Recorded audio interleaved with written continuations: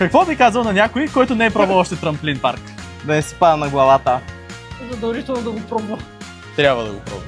Бих казала да пробва, заслужава си. Задължително трябва да го пробвате. Задължително да дойдат и да пробват. Да пробва със сигурност, защото е здраве и ще се чувства много по-добре.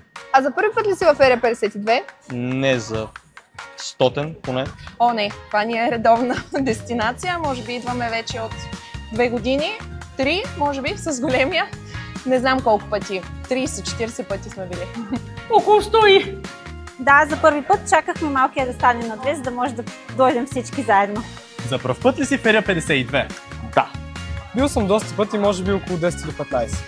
За 600 и някой. Мале, това е супер много. А кое е по-забавно, да скачаш или да гледаш как другите падат? Да скачаш.